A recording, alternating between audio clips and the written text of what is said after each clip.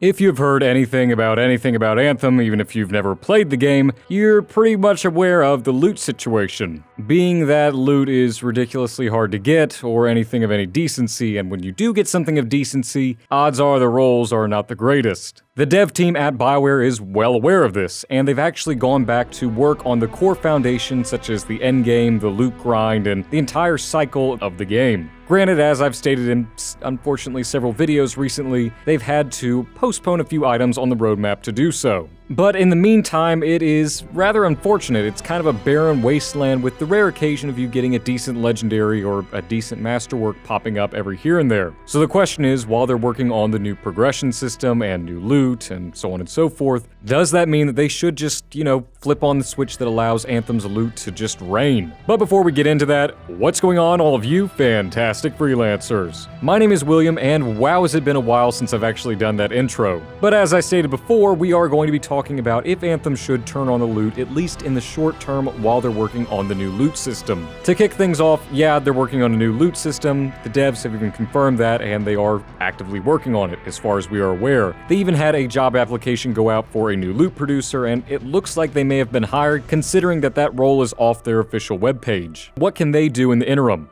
Well, that kind of hinges on a variety of factors. Yeah, it is as simple as actually flipping on the loot switch. This has been confirmed, if not directly, then indirectly a few times by the developers, such as when the game first released, in the first couple patches, shortly before or shortly after, the loot drops would increase erratically, and it was a lot of fun. Forbes even did an article on players actually coming back and playing a crap ton when the loot turned on. But in a few hours, they would turn it off and we would be back to where we are right now. Now, a lot of this wouldn't be such a big deal if Masterworks and Legendaries would drop at a higher frequency at GMs 2 and 3, instead of Rares and Epics. It sucks to brave an entire GM3 when more times than not, you don't even get a single Masterwork. So really, what's the point in doing GM3 the hardest content in the game when it isn't as rewarding? We've had this conversation before and I'm tired of having it. But in the short term, would turning on loot help? And when I say turn on the loot, I'm not saying drop legendaries at GM1.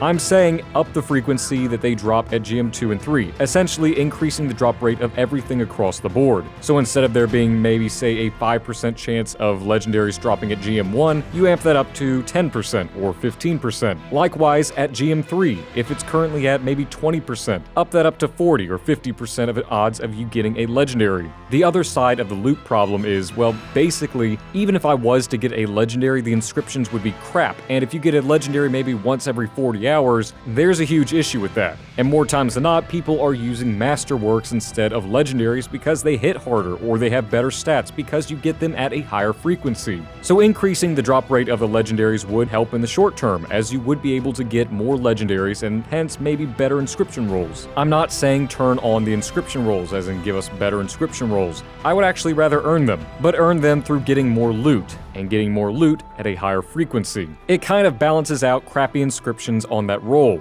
I could just go and get another Divine Vengeance, or hopefully get another Divine Vengeance in 10 hours or so, as opposed to 50 hours. A Divine Vengeance with hopefully better rolls. However, this is kind of a short-term solution, especially if they do decide to either rework or change the current loot system. What I mean by that is, okay, say that they do turn on the loot, and everyone pours into the game and just gets absolutely fantastic rolls over and over and over again. Well, that presents two issues. The first of which being, well, if you get the best rolls, what's keeping you in the game? We already know there is a core issue with content. There's only so many times you can play a stronghold or a legendary mission or legendary contract before it gets old and stale. And without any new loot to chase, what's the point? Granted, that doesn't mean that you can't go and level up other javelins or possibly get better rolls or work with new experimental builds. But not everyone is going to do that, and odds are they're going to hop back onto Reddit and complain and complain and complain, creating a new issue. And I can already see the headlines now, Anthem turns on loot but doesn't fix the problem. Obviously, this isn't going to fix the problem if they do implement this. The problems are already being worked on in internals, and we'll see what happens.